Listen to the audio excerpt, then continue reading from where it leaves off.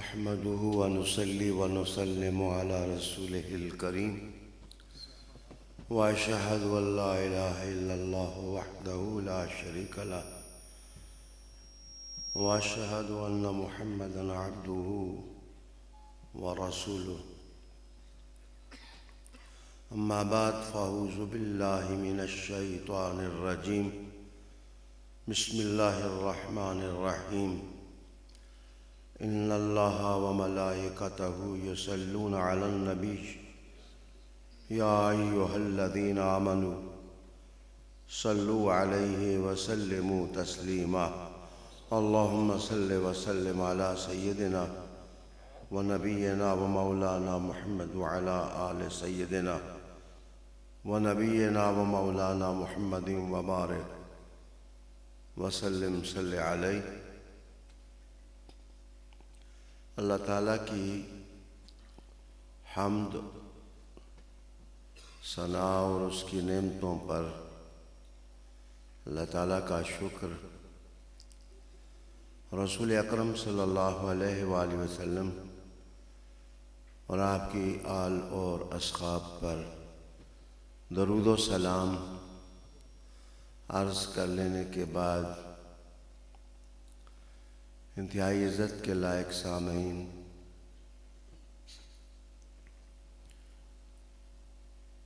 टूटती रात के इन पुरकैफ लम्हात में रिसालत माम सल्लल्लाहु अलैहि वसल्लम की सूरत और सीरत की बात करने लगा हूँ। ज़ुल्फ़े अंबरीन आपकी शनाख्त है, तो मैं इसी हवाले से चंद मरूज़ात आपके सामने अर्ज़ करने लगा हूँ।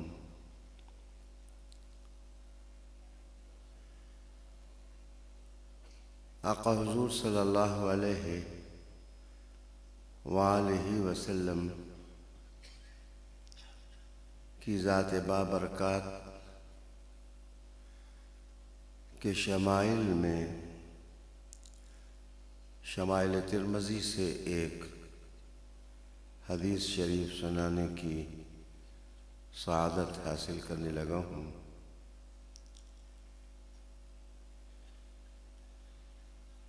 हज़रत अनस इब्न मालिक रज़ियल्लाहु ताला अन्हु रहमत आलम सल्लल्लाहु अलैहि वसल्लम के बारे में ये हदीस शरीफ नक़ल करते हैं। काना रसूलुल्लाह सल्लल्लाहु अलैहि वसल्लम लैसा बित्तवीलिल बाइन वला बिल क़सीर वला बिल अब्यदिल अमहक। जो हदीस के अल्फाज पढ़े उनका तर्जुमा ये बनता है कि रसूलुल्लाह सल्लल्लाहु अलैहि वसल्लम का मुबारक कद न बहुत ज़्यादा तवील था और न आप पस्त कद थे। अल्लामा कुर्तबी रहमतुल्लाह अलैह ने लिखा कि रसूल अकरम सल्लल्लाहु अलैहि वसल्लम दुरूद शरीफ पढ़ें। अल्लाहुम्मा सल्लि व सल्लिम अला सय्यिदिना व नबिय्यिना व मौलाना मुहम्मदिन व अला आलि सय्यिदिना व नबिय्यिना व मौलाना मुहम्मदिन व बारिक व सल्लिम सल्लि अलैहि। तो रहमतुल लिल आलमीन आका सल्लल्लाहु अलैहि वसल्लम और ज़ुल्फ़े अंबरीन के हवाले से मारूज़ात शुरू की थी, तो अदब की वजह से मैंने किताब बंद कर दी और हज़रत बाबा फ़रीद रहमतुल्लाह अलैह जिनके एहसानात बड़े सगीर पाक व हिंद के मुसलमानों पर बेइंतहा हैं। उनके नूर नज़र, उनके हफीद मोहतरम मोहतशम आलीशान आली वक़ार महफिल में तशरीफ़ फरमा हुए। उनके आने से बरकतें मिली, रहमतें मिली, ईमान को क़ुव्वत मिली। जैसे इनके जद्द अमजद की निस्बतों ने करोड़ों दिलों को सैराब किया, आज भी इनका आस्ताना फैज़बार हो रहा है। तो हुज़ूर नबी करीम सल्लल्लाहु अलैहि वसल्लम की बात में कर रहा था कि अल्लामा क़ुरतबी रहमतुल्लाह अलैहि तआला ने इरशाद फरमाया कि अल्लाह ताला ने और रसूल करीम सल्लल्लाहु अलैहि वसल्लम के जो औसाफ़ हमीदा थे और आप सल्लल्लाहु अलैहि वसल्लम के जो कमालात अज़ीमा थे और रसूल अकरम सल्लल्लाहु अलैहि वसल्लम के वजूद के अंदर जो अल्लाह ताला ने अनवार तामा रखे थे, वो सारे के सारे ज़ाहिर न फरमाए। और अगर वो सारे अल्लाह पाक हुजूर के वजूद में अनवार ज़ाहिर कर देता तो किसी आदमी के लिए देखना मुमकिन ही न होता। अल्लाह सुब्हानहू ने उतने ही पर्दे हुजूर के जमाल से हटाए कि हिदायत के लिए आपकी बसत के बाद जितने औसाफ के अनवार को देखकर लोगों के लिए हिदायत मुमकिन हो सके। फिर भी आलम यह था कि जो औसाफ रसूल करीम सल्लल्लाहु अलैहि वसल्लम के अल्लाह ताला ने ज़ाहिर फरमाए, उनका आलम यह है कि इमाम कुर्तबी फरमाते हैं कि अव्वल से आखिर लेकर रंगों की कायनात, औसाफ की कायनात अगर जमा कर दी जाए तो आका सल्लल्लाहु अलैहि वसल्लम की शख्सियत में अल्लाह ने जो जमाल रखे उसका करोड़वां हिस्सा भी वो सब नहीं बनते हैं। आका सल्लल्लाहु अलैहि वसल्लम की एक निस्बत से आपने अपनी मिलाद कमेटी को मुअन्वन किया कि हुजूर नबी करीम सल्लल्लाहु अलैहि वसल्लम की जुल्फ़े अंबरीन। तो मैं आपको हदीस शरीफ सुनाने लगा हूँ कि मौला अली अल-मुर्तज़ा करमल्लाहु वजहुल करीम इरशाद फरमाते हैं कि मैं रहमत आलम सल्लल्लाहु अलैहि वसल्लम के पास मुलाकात के लिए हाजिर हुआ तो हुजूर नबी करीम सल्लल्लाहु अलैहि वसल्लम के पास चंद और लोग भी बैठे हुए थे। तो रहमत आलम सल्लल्लाहु अलैहि वसल्लम ने इस तरह अपने सर पर हाथ फेरा तो सिर्फ एक बाल आपका अपना हुजूर के हाथ में आया और आपने इस तरह पकड़ा। वो जुल्फ़े अंबरीन थी जो आका सल्लल्लाहु अलैहि वसल्लम ने वो अपने हाथ में पकड़ी, एक बाल। फिर आप सल्लल्लाहु अलैहि वसल्लम ने इरशाद फरमाया कि मन अज़ा शाहरतम मिन शाहरी फल जन्नतु अलैहि हरामुन। इब्न असाकिर ने इसको रिवायत किया तारीख़ दिमश्क में और मुस्नद में इस हदीस शरीफ को पढ़ा जा सकता है। हुजूर ने फरमाया कि जिस शख्स ने ये जिस तरह तुम देख रहे हो मेरे बालों में से एक बाल है, अगर इतनी भी मुझे अज़ियत दी और मुझे दुख दिया, मुझे कल्बी बोझ का सबब वो शख्स बना, तो हुजूर ने फरमाया कि जन्नत उस पर हराम है। फल जन्नतु अलैहि हराम, जन्नत उस शख्स पर हराम है। अब मैं थोड़ा इसको और आगे लेके जाऊं तो हुजूर ने कहा कि मन अज़ा शाहरतन मिन शारी, मिन शारी पर मिन तबीज़िया दाखिल किया।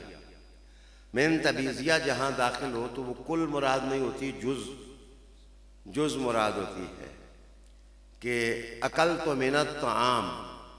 अगर मैं अरबी में कहूँगा कि मैंने खाने से खाया, तो इसका ये मतलब नहीं है कि दस्तरखान पर जितना खाना लगा वो सारा मैं खा गया। मिन का मतलब ये पेश करने वाले ने तो हज़ारों नेमतें दस्तरखान पर चुनी, लेकिन मिनत ताम मैंने थोड़ा सा लुकमा भर ले लिया।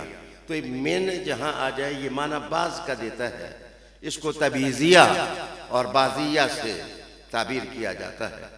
तो रहमत आला ने फरमाया कि जिसने मुझे दुख दिया, पहले तो देखो कि एक बाल, फिर फरमाया मिन शारी, इस बाल का भी बाज टुकड़ा अगर वो छोटा सा हो, अगर इतनी भी किसी ने मुझे तकलीफ दी, दुख दिया, तो फल जन्नत अलैहि हराम, उस शख्स पर जन्नत हराम है।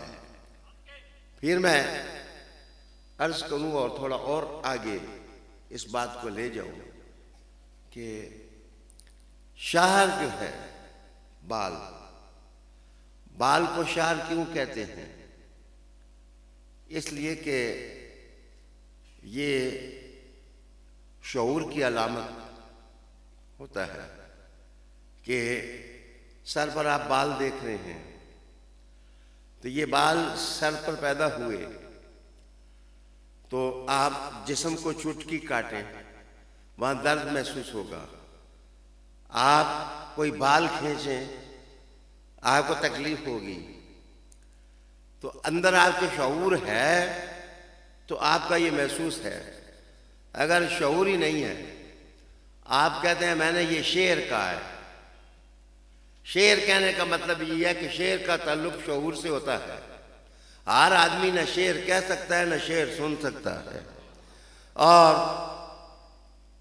फिर शेर नात खानों से मैं माजरत चाहता हूँ, आजकल ये जितने नात खान हैं ये सारे कहते हैं मैंने ये अर्ज किया है, ये शेर मैंने लिखा है। इन मजलूमों को अगर पूछो कि बहरें सुनाओ ज़रा कि शेर किस वज़न पर लिखा जाता है और वो शेर जो है वो उसके औज़ान क्या हैं, मेरे प्यारे इनको मालूम ही नहीं।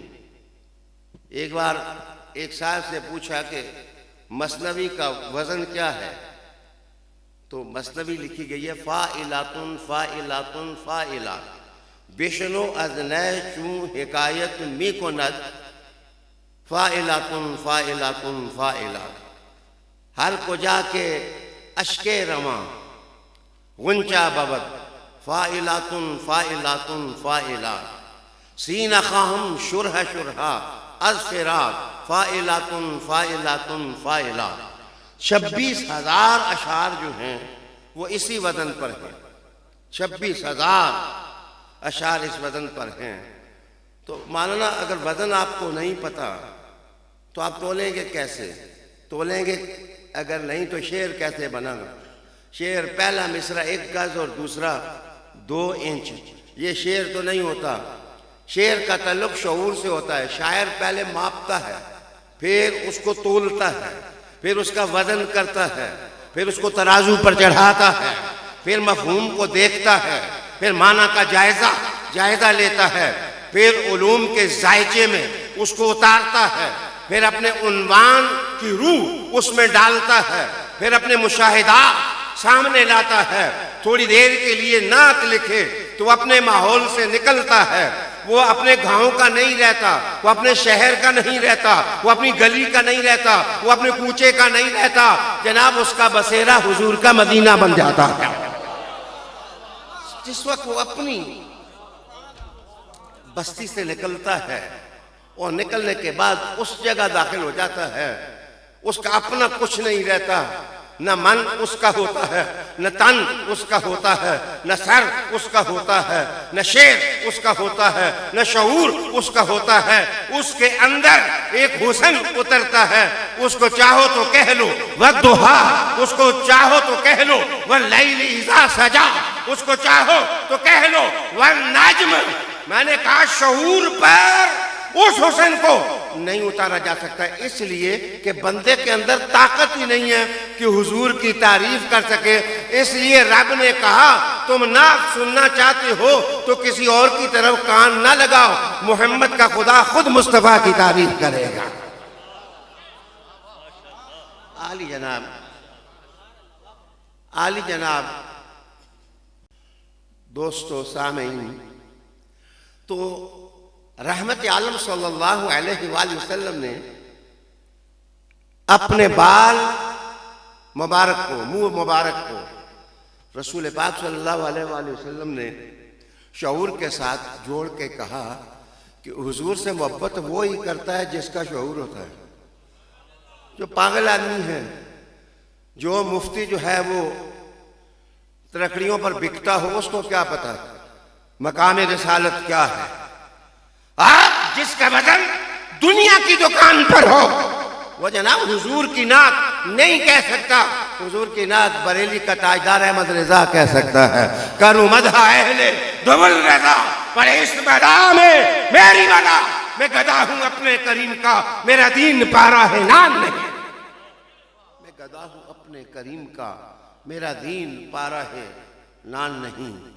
तो बच्चों का तालिब हूं हुजूर रहमा, जिसने मुझे बाल के बाद हिस्से बराबर भी दुख दिया। इसीलिए इमाम राजी का एक कौल आपको सुनाने लगा हूं। इमाम राजी ने कहा कि अगर एक शख्स ने सारी जिंदगी नमाज ना पढ़ी हो और उसने लोगों को रोका हो नमाज ना पढ़ो, मैं उसको काफिर नहीं कहूंगा।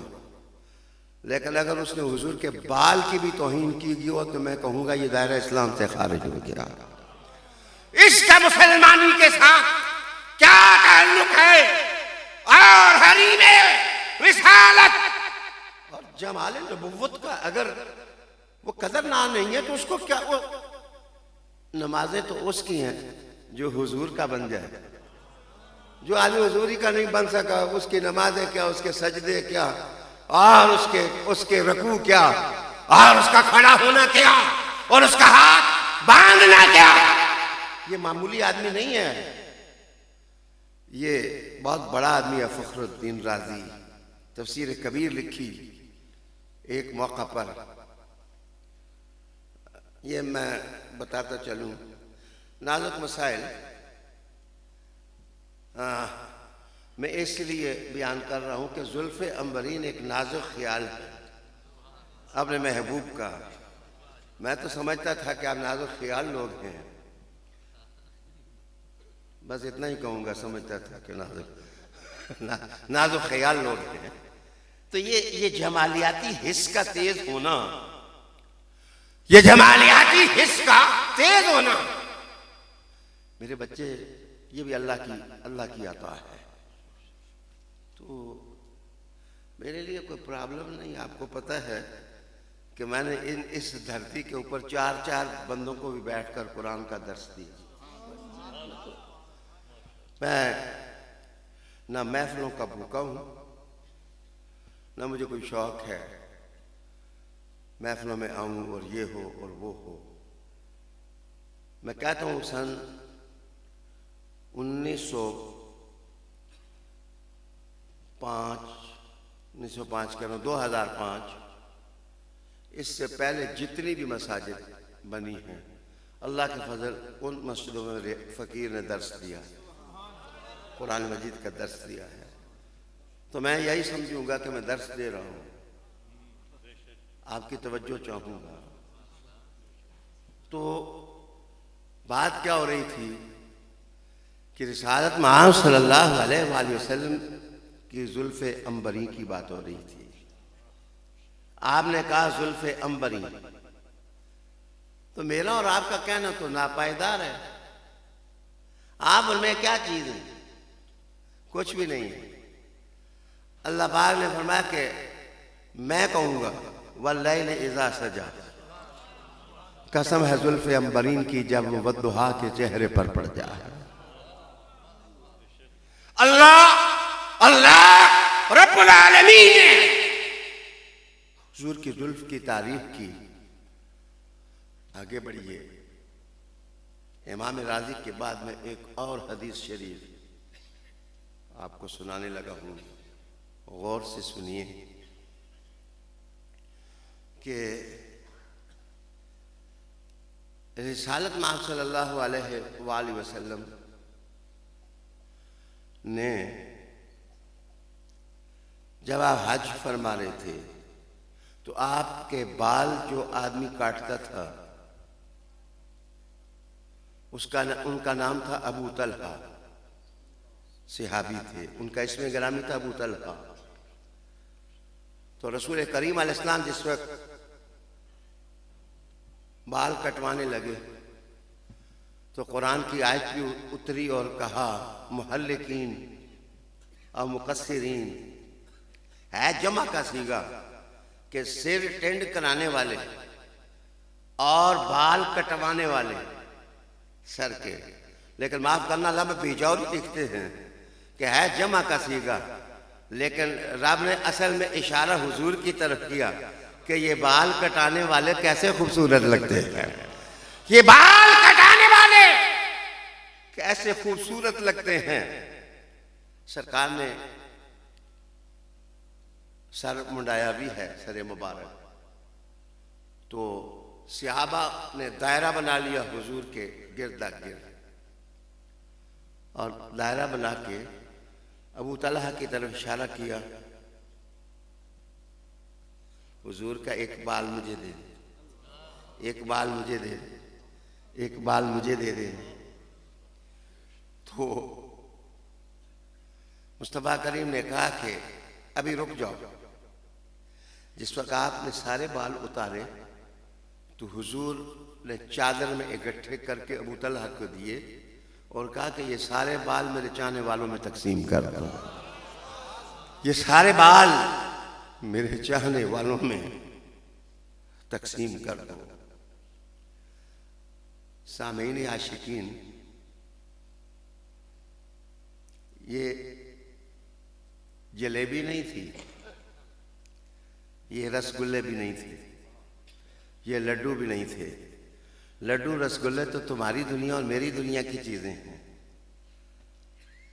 ये तो वो अजीम नेमत थी कि जिसकी कसम अल्लाह ने कुरान में की है, वल्लैल इज़ा सजा, कसम अल्लाह ने किताब मजीद और कुरान हकीम में की है। माफ करना, तबर्रुकात के तकसीम करने और तबर्रुक के तबर्रुक होने का सबूत इस हदीस से मिला कि अगर हुजूर का बाल मुबारक रखना तबर्रुक के लिए शिर्क होता तो हुजूर मना कर देते, तकसीम ना कराते। तो हुजूर ने तकसीम कराने का मतलब ये है कि रसूल को अपने जैसा न समझना। अगर रसूल के बाल के बराबर कायनात सारी का हुस्न नहीं है तो जमाले रसूल का और करीना क्या होगा। तवज्जो, मैं चाहता हूं आका सल्लल्लाहु अलैहि वसल्लम, आका सल्लल्लाहु अलैहि वसल्लम, हुजूर पाक सल्लल्लाहु अलैहि वसल्लम की मैं बात कर रहा हूं, आप सल्लल्लाहु अलैहि वसल्लम की। ध्यान दीजिए कि अनस जो हदीस मैंने किताब खोल के पढ़ी थी उसमें अल्फाज ये थे कि हुजूर पाक सल्लल्लाहु अलैहि वसल्लम के जो दाढ़ी मुबारक के बाल थे और सर मुबारक के बाल वो सारे स्याह थे। इल्ला इशरीना शारतन, आपकी दाढ़ी मुबारक में सिर्फ 20 बाल थे, सिर्फ 20 बाल थे जो सफेद थे। वगरना हज़रत साद बिन अबी वक़ास रज़ियल्लाहु ताला अन्हु इरशाद फरमाते हैं कि मैंने हुजूर को देखा तो रहमत आलम शदीद सवाद शाह फी रासिही व फी लिहयतिही, हुजूर की मुबारक दाढ़ी को देखा और रहमत आलम के सर मुबारक को देखा तो उसमें सिर्फ बिल्कुल शदीद काले बाल थे, जुल्फ अंबरीन भी थी, जुल्फ सिया भी थी, जुल्फ खूबसूरत भी थी और खमदार भी थी, लेकिन गुंगरियाली नहीं थी। गुंगरियाली होने का मतलब यह है कि पेच पेच दर पेच दर पेच दर पेच ऐसे होना, और खमदार का मतलब होना ऐसे ऐसे ऐसे ऐसे ऐसे होना। अबू हुरैरा रज़ियल्लाहु ताला अन्हु इरशाद फरमाते हैं कि हुजूर खमदार जुल्फ रखते थे, प्यारी जुल्फ रखते थे, शदीद सवाद शाह रहमत आलम को अल्लाह ने अता फरमा रखे थे, और सफेद बाल सिर्फ 20 थे। अब काजी आकिल पेशावरी जिन्होंने शमाइल का शरह लिखा, वो क्या लिखते हैं कि हुजूर के बाल सिर्फ 20 क्यों थे चिट्टे, और उन 20 बालों पर भी हुजूर मेहंदी लगाते, उन 20 बालों पर भी रहमतुल लिल आलमीन आका सल्लल्लाहु अलैहि वसल्लम मेहंदी लगाते थे। हुजूर फरमाया जो दाढ़ी को चिट्टा छोड़े वो अच्छा है, और जो दाढ़ी पर मेहंदी लगाए बहुत ही अच्छा है। वो बहुत ही अच्छा है। तो मैं एक दफा इंग्लैंड गया तो मुझे एक बच्चा कहने लगा कि sir I love you, you are my beloved scholar, I use to listen your speech by सदाए मेरा, but unfortunately I hate one thing, मुझे एक चीज से नफरत है, आप कलर क्यों करते हैं, आप दाढ़ी पर कलर क्यों करते हैं, ये चीज मुझे अच्छी नहीं लगी, तो माफ करिए।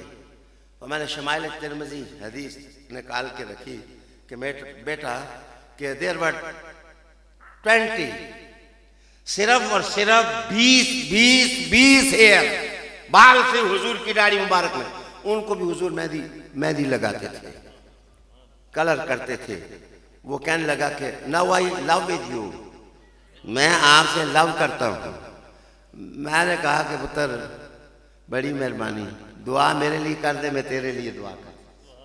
जिस वक्त दीनी मोहब्बत पैदा हो जाए ना तो दुआ दिया करो, दुआ लिया करो। दुआ से बड़ा एजाज और दुआ से बड़ा कोई तोहफा नहीं हो सकता। आइए वापस लौटिए।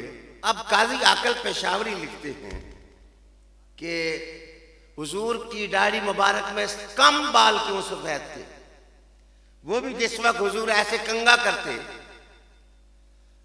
या सर पर कंगा करते, लैलतुल कद्र में मतलहिल फज्र हक, आला हजरत फाजिल बरेलवी रहमतुल्लाह अलैह ने हुजूर की जुल्फों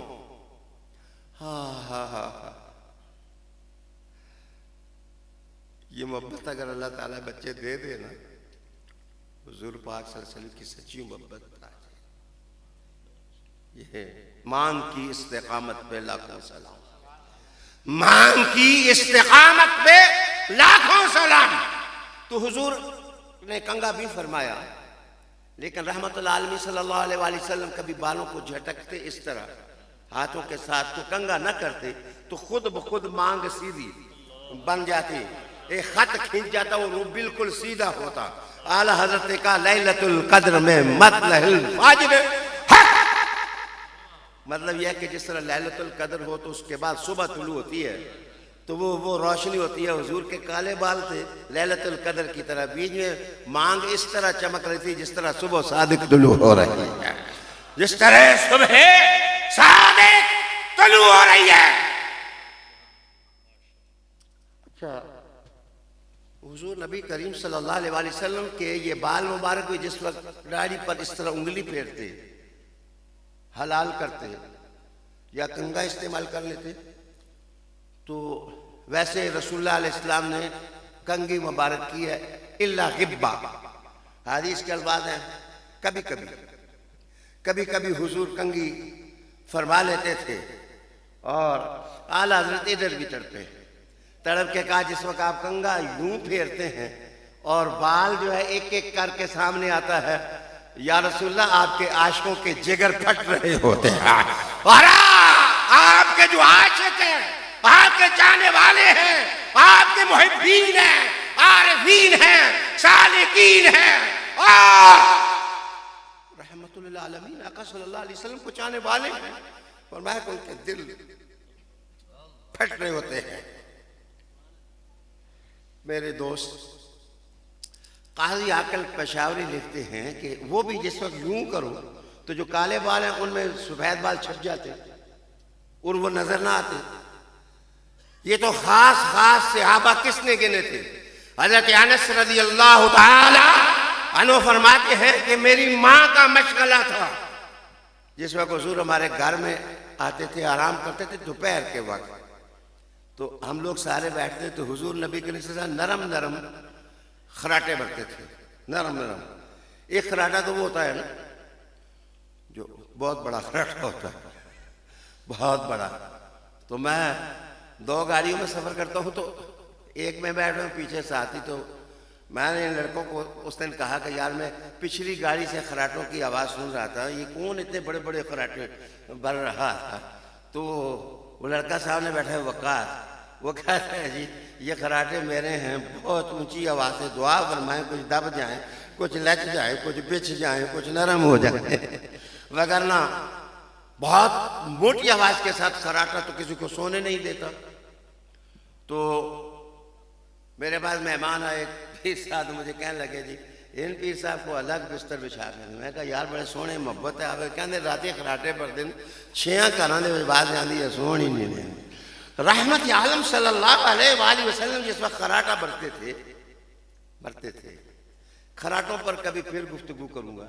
उनका खतीता कभी होता गतीता, कभी गतीता होता, कभी खतीता होता। इसका मतलब क्या? कभी आप देखें थूक लिख लेना, इस तरह सोया हो बंदा हो,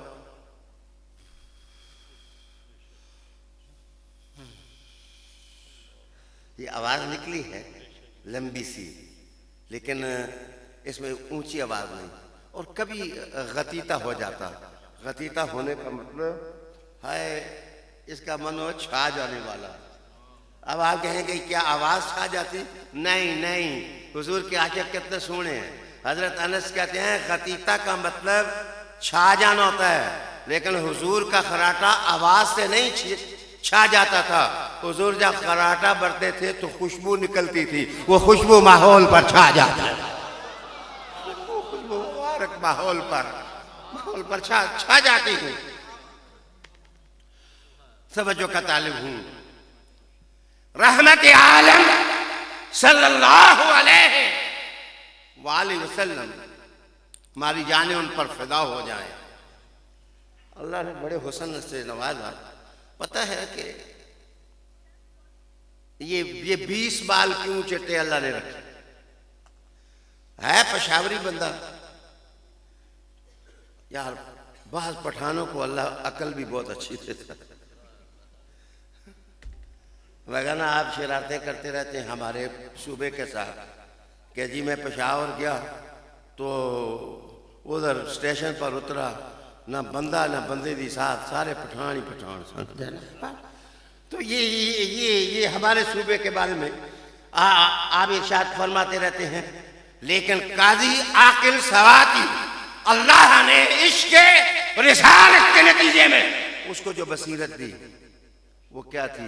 वो कहते हैं कि असल में औरतें जो होती हैं, जनानियां, ये जिस आदमी की दाढ़ी चिट्टी हो ना, ओपरा बंदा हो, हुजूर ना हो, कोई और बंदा हो, तो उसको बातें करते हुए पहले ही कहती हैं दाढ़िया तू अभी तक मेरी बात नहीं समझा, तो दाढ़ी का चिट्टा होना निस्वानी कल्चर और तहजीब के अंदर इसको हुस्न से ताबीर नहीं किया जाता, इसको जमाल से ताबीर नहीं किया जाता।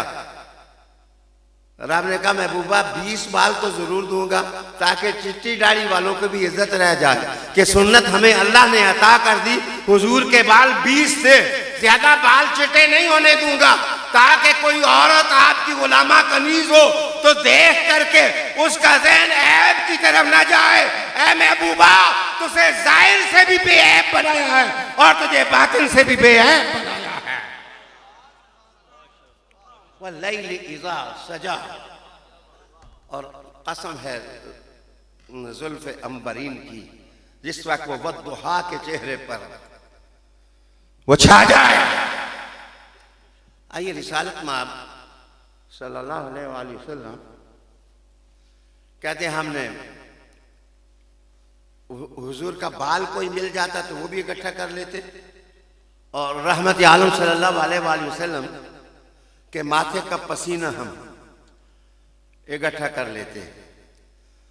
माफ करिए, इस जगह ही बरा इब्न आज़म ने कहा था कि अगर मुझे हुजूर का एक बाल मिल जाए तो मैं ये कहूँगा कि आसमान के सारे सितारे, शम्सो कमर, ज़मीन की सारी बहारें, मुर्गज़ार, लालादार और फूलों गोलों की छप अल्लाह ने सब इकट्ठी करके मेरी गोदी में डाल दी है।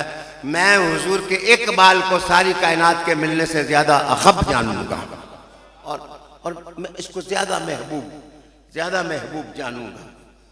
आली वकार दोस्तों, वैसे तो हजरत खालिद बिन वलीद ने अपनी टोपी में हुजूर का बाल नहीं रखा था। वो कहने लगे थे कि लोग कहते हैं कि मैंने अपनी तलवार के जोर पर शुजाअत के बलबूते पर फतूहात हासिल की और मैंने कई जवानों को खेत किया और कई सूरमाओं को मैंने खेत कर दिया, मार दिया। ये असल बरकत नहीं थी। एक दफा टोपी उनके सर से गिर गई तो उन्होंने लड़ना छोड़ दिया, टोपी को उठाया और राज पूछा गया तो उन्होंने कहा मेरी फतवात का राज यह कि मेरी टोपी में हुजूर का बाल मुबारक है। अल्लाह इसके सदके से मुझे फतूहात जो है वो अता करता है। मेरे दोस्त रहमतुल आलमीन आका, क्या सहाबा की भी मोहब्बत थी। मैं कहता हूँ हम लोग बहुत दूर हो गए हैं, हजरत उम्मे सलमा मदीना में जो शख्स बीमार होता तो रहमत आलम एक डबिया रखी थी, उसमें हुजूर का बाल था। हदीस शरीफ में जो लफ्ज़ है वो नलकी है, उसमें हुजूर का बाल मुबारक रखा हुआ था। वो उसको धो करके पिलाती तो अल्लाह उस बाल की बरकत से उसको शिफा अता फरमा देता, शिफा अता फरमा देता। आली वकार दोस्तों, अब मैंने टूटती शब को रसूल करीम सल्लल्लाहु अलैहि वसल्लम के बाल मुबारक की तारीफ में जुल्फ़े अंबरी की मुनासिबत से मैंने दर्स दे दिया है। अल्लाह ताला 34-35 मिनट की मेरी ये गुफ्तगू जो है वो अपनी ख़ास जनाब में कबूल फरमा ले। अल्लाह को जज़ा अता फरमाए। हज़रत पीर साहब तशरीफ़ लाए हैं, अब अपना प्रोग्राम है तो कोई और बात है तो मैं फिर इनके सुपुर्द दुआ, इनके सुपुर्द मेरे लिए दुआ करें। बीमार आदमी हूँ और इजाज़त का तालिब हूँ कि मोहम्मद से वफ़ात होने तो हम तेरे हैं, ये जहाँ चीज़ है क्या अल्लाह